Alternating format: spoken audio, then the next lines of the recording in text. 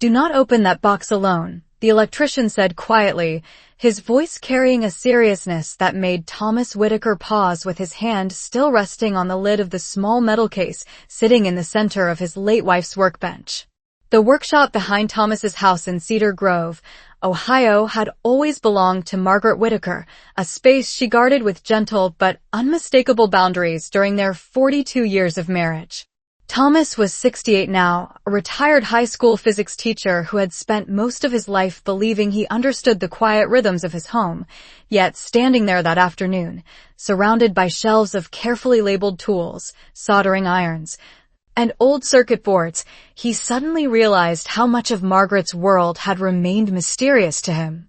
Margaret had passed away 6 months earlier after a sudden stroke, leaving behind an orderly house, a garden she had loved, and this workshop that Thomas had barely stepped into since the funeral. When a flickering light fixture finally forced him to call an electrician, he assumed the visit would be routine, just another small step in learning how to live alone. Daniel Brooks, the electrician, had arrived with a calm professional smile, his toolbox clinking softly as he inspected the wiring above the workbench, but the moment he noticed the metal box wired into a separate electrical line beneath the table, his expression shifted from casual curiosity to something closer to cautious respect. Thomas had noticed the change immediately. "Is something wrong with it?" Thomas asked, adjusting his glasses as he leaned closer to the bench. Daniel wiped a bit of dust from the surface of the box and examined the small lock on the front before glancing back at Thomas. "Sir," he said carefully, "your wife built a dedicated power circuit just for this box. That's not something people usually do unless whatever's inside needs protection or stability." Thomas felt a faint chill despite the warm spring air drifting through the open workshop window. Margaret had always been practical, precise, and quietly brilliant with electronics, but she had never spoken about building anything important enough to require its own circuit. The box itself was no larger than a shoebox, matte gray with a slightly worn handle on top and a small brass lock that caught the afternoon light. Thomas ran his fingers along the edge of the lid, remembering the countless evenings Margaret spent here with the door gently closed while soft jazz played from the radio inside. Back then he assumed she was simply repairing appliances for neighbors or experimenting with hobby projects the way engineers often do after retirement. But now the silence of the workshop seemed heavier than before, as if the room itself were waiting for him to notice details he had ignored for years. Daniel stepped back from the bench, folding his arms thoughtfully. "I'm not saying there's anything dangerous in there," he added calmly, "but your wife knew what she was doing. If she wired it this way, it meant whatever's inside mattered." Thomas looked again at the box, realizing that in all the time he had shared his life with Margaret, he had never once asked what she kept locked away in this room, and now, for the first time since her passing, the certainty he once felt about his own home had begun to quietly unravel. Thomas Whitaker did not open the box that afternoon.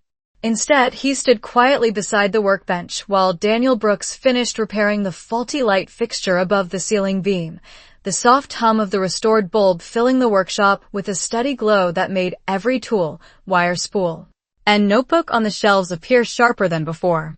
The workshop had always been Margaret Whitaker's private territory, a small detached structure about 20 feet behind the house where she spent hours designing circuits, repairing old radios, and working on projects she usually described with a calm smile as personal experiments. Thomas had respected that space during their marriage because Margaret had always respected his study inside the house where he graded papers and prepared physics lectures. And over the years their quiet understanding had become one of the many gentle routines that held their life together. Now, however, standing alone after Daniel packed his equipment and left the property, Thomas felt a different kind of silence settle around him. The afternoon sun filtered through the high rectangular window above Margaret's workbench, illuminating the gray metal box in the center of the table as though it had been placed there deliberately to draw his attention. For 6 months, he had avoided entering this workshop because every shelf, every tool, every faint smell of solder and machine oil reminded him of Margaret's steady presence. Yet today curiosity had replaced hesitation. Thomas slowly walked around the room, noticing details he had never taken the time to study before. The walls were lined with carefully organized cabinets labeled with small handwritten tags such as resistors, voltage regulators, spare relays, and calibration meters. On the far shelf stood several binders filled with diagrams drawn in Margaret's precise handwriting, each page filled with neat numbers and careful measurements. Thomas reached for one binder and opened it gently, expecting to see the familiar type of hobby circuits Margaret used to explain to him over dinner. But the pages inside showed far more complex designs involving layered power regulation systems and backup current pathways. Margaret had always been talented, but these diagrams looked closer to professional engineering documents than casual projects. He closed the binder slowly and turned back toward the workbench where the metal box remained exactly where Daniel had left it. The electrician's quiet warning echoed again in Thomas's mind, not as a dramatic threat, but as a simple observation spoken by someone who understood electrical systems. Thomas stepped closer and noticed something else he had missed earlier. A thin cable ran from beneath the box down the back of the table and into a small control panel mounted under the work surface. When he crouched down to inspect it, he saw that Margaret had installed a dedicated surge protector and a small battery backup system that could keep power flowing even if the entire house lost electricity. That discovery made Thomas sit back on his heels for a moment. Margaret had built many useful devices over the years, but she had never devoted this level of protection to anything inside the house. He stood again and looked around the workshop as though the room itself might explain the mystery. Outside, the late afternoon breeze moved gently through the maple trees along the fence line, and somewhere in the distance a lawnmower hummed from a neighboring yard. Everything in the neighborhood felt ordinary and peaceful, yet the small gray box sitting on Margaret's workbench seemed to hold a piece of her life Thomas had never fully understood. For the first time since her passing, he realized that the quiet woman who shared his breakfast table for 4 decades might have been carrying responsibilities and secrets that never once appeared in their daily conversations. Thomas Whitaker remained in the workshop long.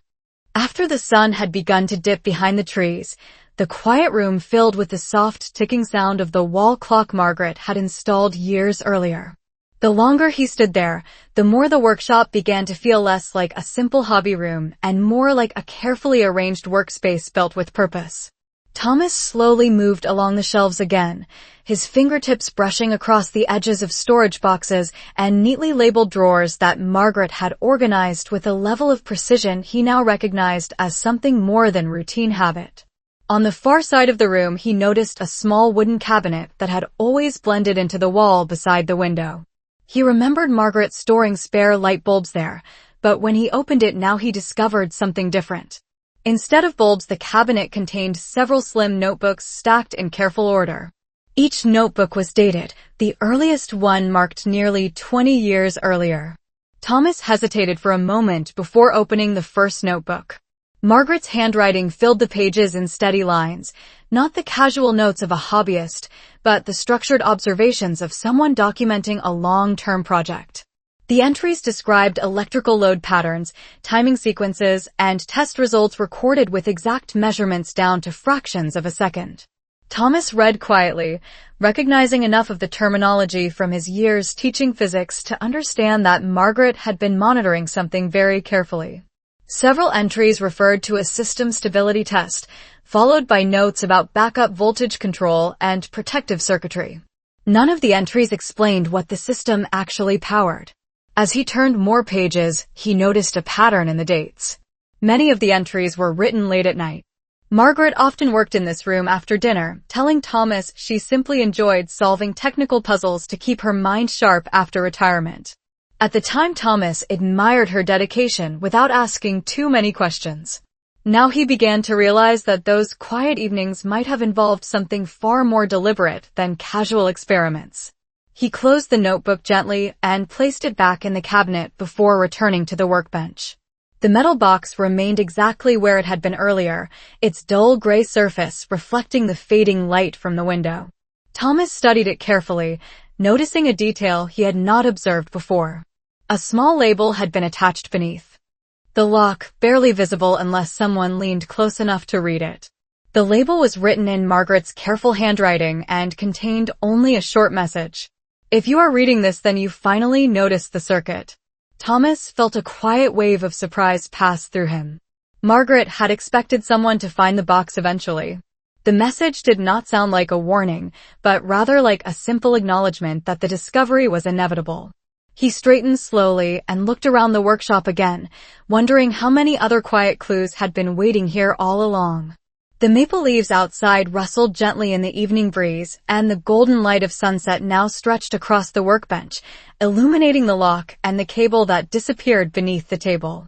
Thomas realized that Margaret had not only built the electrical system that protected the box, but had also left behind a trail of small signs meant to guide whoever eventually found it. For the first time since Margaret passed away, Thomas began to sense that her absence did not mean the end of her presence in his life. Instead, it felt as though she had left behind a puzzle that only he was meant to discover, one careful step at a time. Thomas Whitaker stood motionless beside the workbench for several minutes after reading the small message beneath the lock, the quiet certainty of Margaret's handwriting settling into his thoughts like a voice from another time. If you are reading this, then you finally noticed the circuit. The words were simple and calm, exactly the way Margaret spoke when she explained complicated ideas at the dinner table years ago. Thomas gently ran his fingers along the surface of the metal box again, noticing how carefully it had been placed in the center of the bench, as though Margaret wanted it to remain visible, but untouched until the right moment. Outside the workshop window, the evening sky had begun turning pale orange, casting long shadows across the floor where coils of spare wire and old toolboxes rested exactly where Margaret had left them. Thomas slowly pulled the wooden stool toward the bench and sat down, allowing himself to remember the many evenings when Margaret worked here while he graded student papers inside the house. She often returned late in the evening, smelling faintly of solder and machine oil, carrying that quiet satisfaction she always had after solving a difficult engineering problem. At the time, Thomas believed those projects were simply ways for Margaret to stay mentally active after retiring from the electrical systems company where she had worked for more than 3 decades. Now he began to wonder whether those years in the workshop had served a deeper purpose. He leaned forward again and studied the small brass lock on the box. It was not an expensive lock, but it was sturdy and carefully installed, the kind of lock someone would choose not to hide something dangerous, but to ensure that whatever rested inside would only be opened intentionally. Thomas remembered something Margaret once said many years ago during a conversation about engineering ethics. She told him that the most responsible engineers were not the ones who built the most impressive machines, but the ones who thought carefully about what might happen if those machines fell into the wrong hands. At the time, Thomas had nodded politely, assuming the comment was simply part of a discussion about safety standards in modern electrical systems. Now that memory returned with new meaning. He stood again and walked slowly around the workshop, studying the walls with renewed attention. Near the door, he noticed another small panel mounted at shoulder height, something he had always assumed controlled the workshop lights. When he opened it, he discovered a row of switches labeled with small printed tags. One switch read primary supply, another read backup supply, and a third read isolation control. The terminology sounded far more serious than anything required for a simple hobby project. Thomas gently closed the panel again and returned to the bench.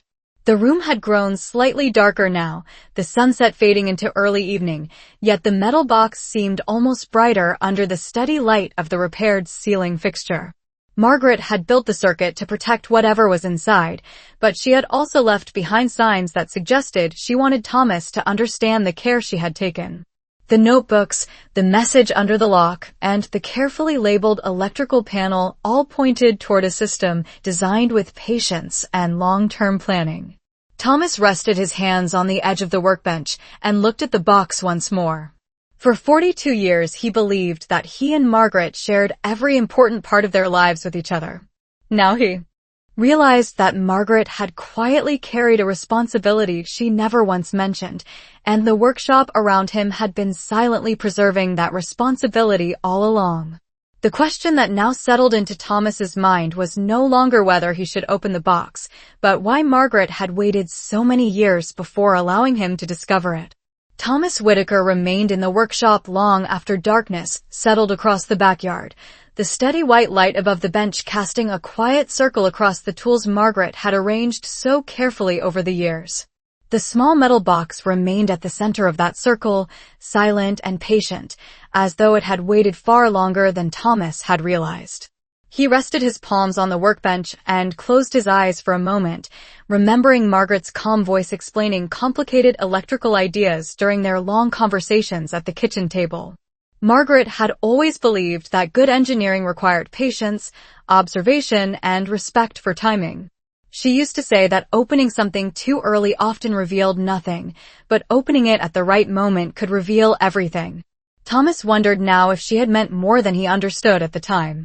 The evening air drifting through the workshop window carried the faint scent of grass from the backyard, and somewhere down the street a car door closed followed by distant footsteps on pavement. Ordinary sounds of a quiet American neighborhood. Yet inside the workshop the atmosphere felt different, as if Margaret's careful planning had left the room holding its breath.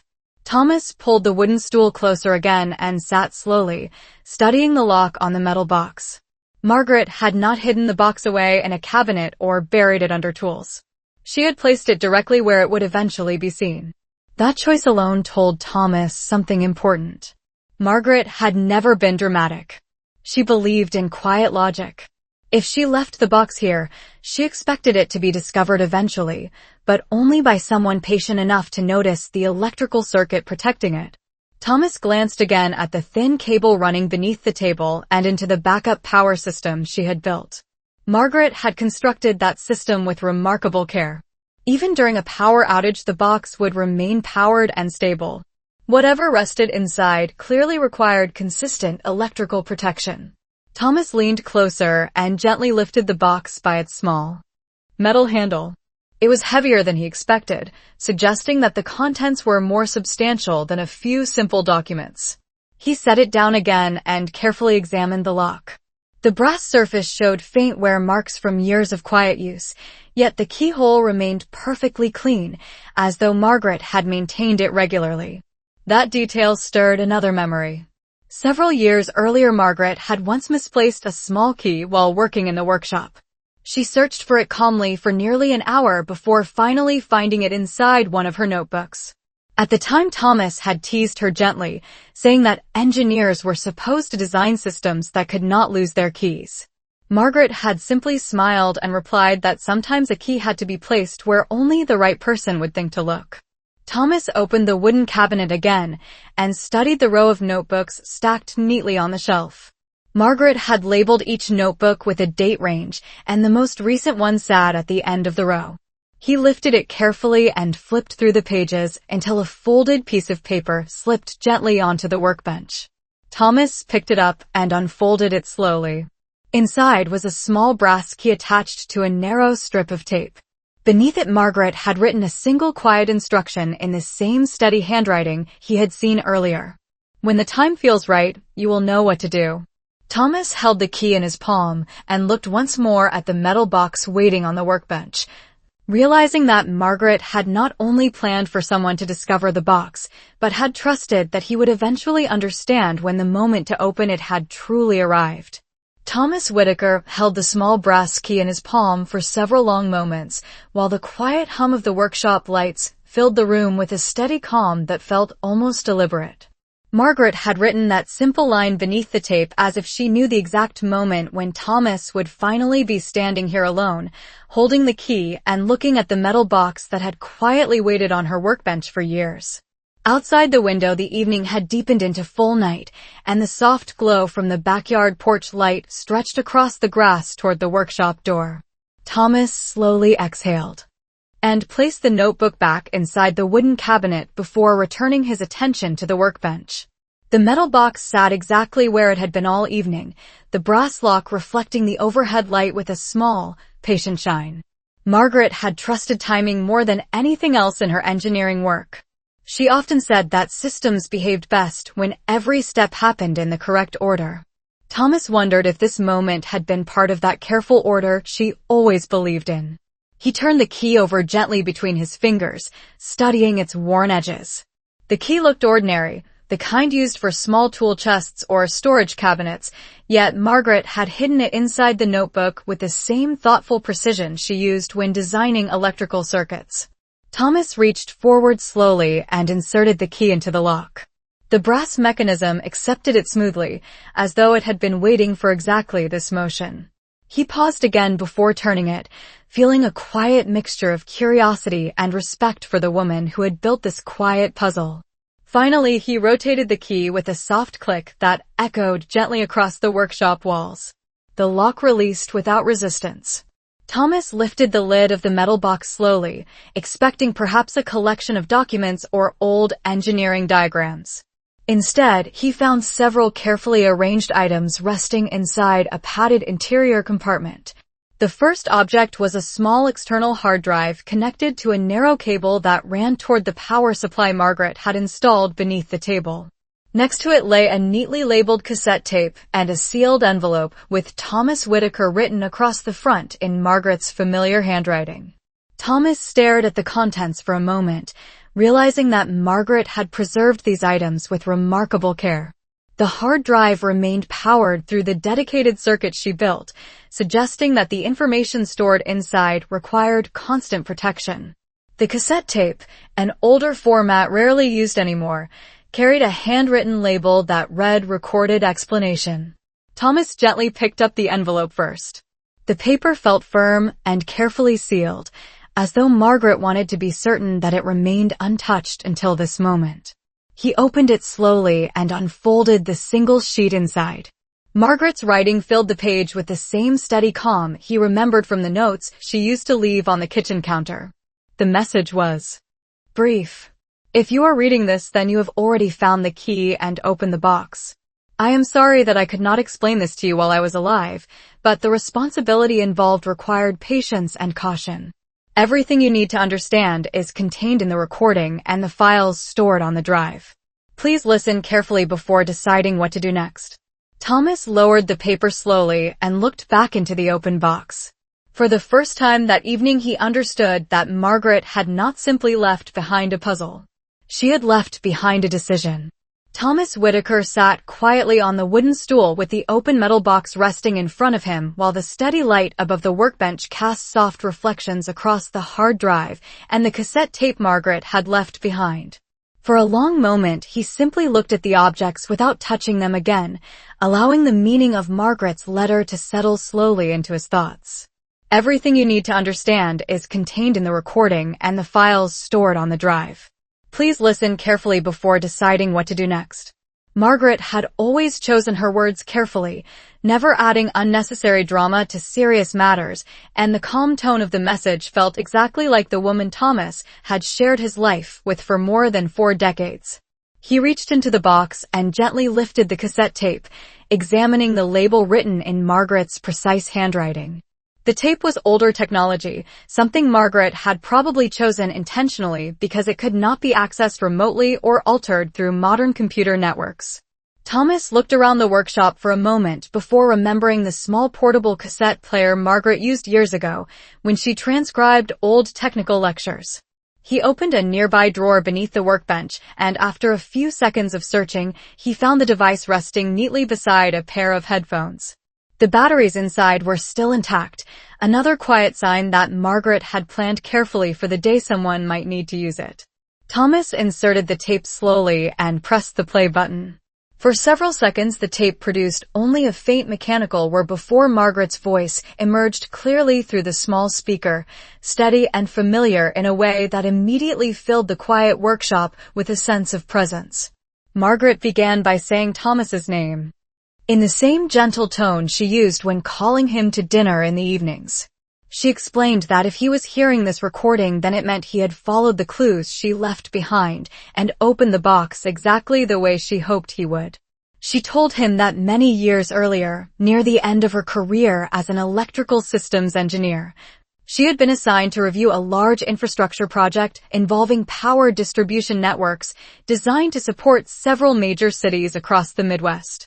During that review, she discovered a flaw in the control system that could potentially allow the network to be manipulated in ways that might disrupt electricity across wide regions if the wrong people gained access to the design. Margaret explained that she reported the problem through official channels, but the company responsible for the project dismissed her concerns and continued moving forward with the design unchanged. Believing the flaw represented a serious risk, she quietly saved copies of the technical data and supporting documentation before leaving the company soon after her retirement.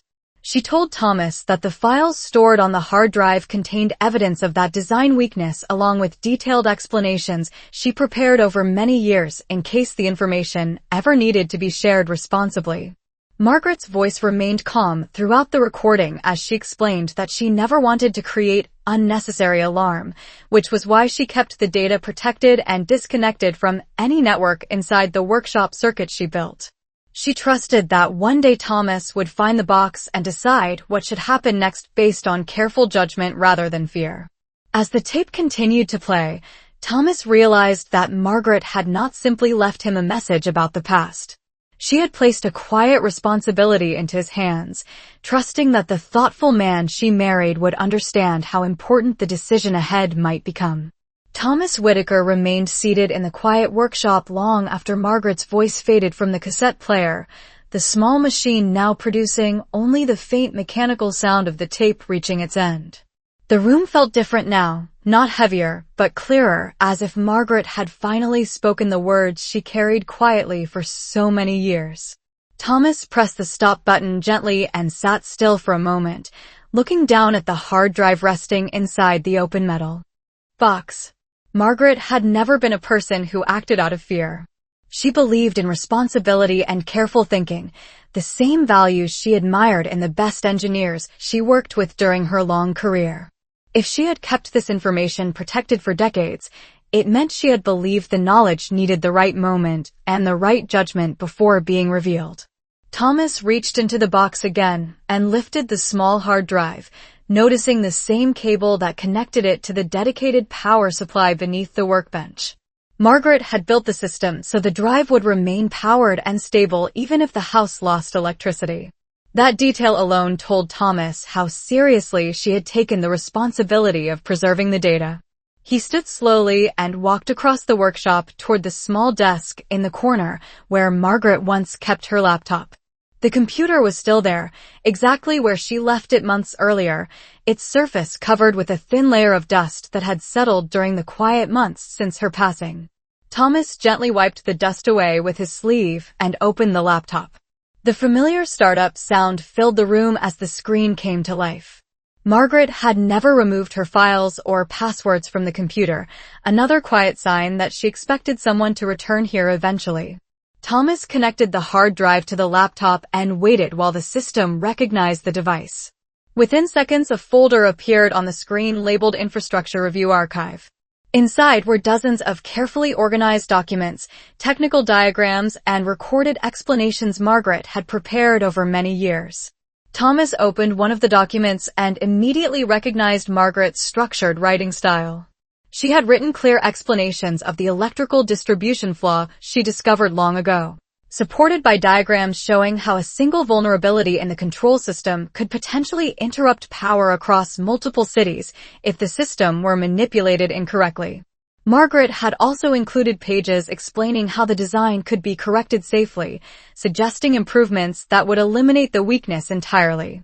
Thomas leaned closer to the screen, realizing that Margaret had not simply collected evidence of a problem. She had spent years quietly designing a responsible solution. The final document in the folder contained a message addressed directly to him. Margaret explained that she never shared the information publicly because she feared the technical details might be misused if released without context. Instead, she believed the safest path would be to place the responsibility in Thomas's hands one day, trusting his calm judgment to decide whether the information should be delivered to investigative journalists, regulatory engineers, or officials capable of correcting the design without creating unnecessary panic. Thomas sat back slowly and looked around the workshop again, the shelves of tools and notebooks now appearing less like the workspace of a retired engineer and more like the quiet archive of a long-guarded truth. Margaret had never wanted recognition or praise for what she discovered. She only wanted the right person to make the right decision when the time finally arrived. And now, as Thomas looked back at the glowing laptop screen, he understood that the moment Margaret had patiently prepared for had finally reached him. Thomas Whitaker remained seated at Margaret's small desk for a long time after reading the final document on the screen, the glow from the laptop softly illuminating the quiet workshop that had held her secret for so many years. Outside the window the night had grown still, and the distant streetlights along Cedar Grove Drive cast faint amber reflections across the glass. For the first time since Margaret passed away 6 months earlier, Thomas felt as though he could almost hear the gentle rhythm of her presence again in the room, not as a memory, but as a quiet continuation of the careful life she had lived beside him. Margaret had never been dramatic, never interested in recognition, and certainly never someone who chased attention for the work she believed was simply the right thing to do. That understanding helped Thomas finally see the deeper meaning behind the box she had left behind. She had not preserved the information out of suspicion or anger toward the company that ignored her warnings long ago. She had preserved it because responsibility, to her, always came before convenience. Thomas closed the folder of documents and rested his hands on the desk, thinking carefully about the choices Margaret had placed in front of him. The files contained enough technical explanation to show clearly that the electrical distribution flaw she discovered years earlier had never been properly corrected. Margaret had even documented several upgrades that could safely remove the weakness without disrupting the entire system, but her suggestions had never been implemented after she left the company. For years, she had quietly maintained the evidence while hoping the industry would eventually correct the design on its own. Apparently, that had not happened. Thomas stood and slowly walked back toward the workbench where the open metal box still rested beneath the bright ceiling light. The cassette player remained on the table beside it, the tape now silent but still holding Margaret's calm voice within its thin magnetic ribbon.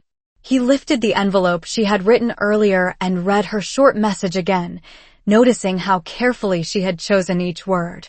Margaret had not instructed him to expose the problem publicly or hide it forever. Instead, she had trusted his judgment. That trust was something Thomas did not take lightly. During his 30 years teaching physics to high school students, he had always believed that knowledge carried a quiet obligation. When people understood something important, they also carried a responsibility to use that understanding wisely. Margaret believed the same principle guided good engineering. Thomas looked around the workshop once more, realizing that every shelf and every notebook in the room reflected Margaret's belief that patience and careful thinking mattered more than quick reactions. Finally, he returned to the desk and reopened the laptop. He reviewed the final document again, paying special attention to the sections where Margaret described the corrective solutions she had developed. They were not complicated fixes, but they required the right people in the right positions to understand the problem clearly. That realization helped Thomas reach the decision Margaret had quietly hoped he would make. Instead of releasing the files publicly where they might create confusion or fear, he would deliver the information to people capable of reviewing it responsibly. Margaret had mentioned investigative journalists and regulatory engineers in her final note, and Thomas knew exactly where to begin. Years earlier, one of his former students had become an energy systems analyst working for a regional regulatory commission. The young man often visited Thomas during college breaks to discuss the future of power infrastructure and how engineers could improve the reliability of large electrical networks. Thomas had always admired the student's thoughtful approach to complicated problems. Now that connection seemed less like coincidence and more like the quiet alignment Margaret trusted timing to create. Thomas carefully copied the entire archive from the hard drive onto the laptop and began preparing a detailed message explaining what Margaret discovered and how she documented the flaw responsibly over the years. He included Margaret's corrective designs and the recordings where she calmly described the engineering risk she believed needed attention. When he finished writing the message, he paused for a moment before sending it, looking around the workshop one last time as if asking Margaret silently whether she agreed with his decision. The quiet room offered no words, but the steady hum of the electrical circuit she built seemed almost like an answer. Thomas pressed the send button and watched as the message left the computer. Then he closed the laptop gently and returned the hard drive, the cassette tape, and Margaret's letter to the metal box before locking it once again. As he turned off the workshop lights and stepped into the cool night air, Thomas understood that Margaret's careful responsibility had not ended with her passing. Instead, it had simply moved forward, quietly and patiently, exactly the way she always believed important work should continue.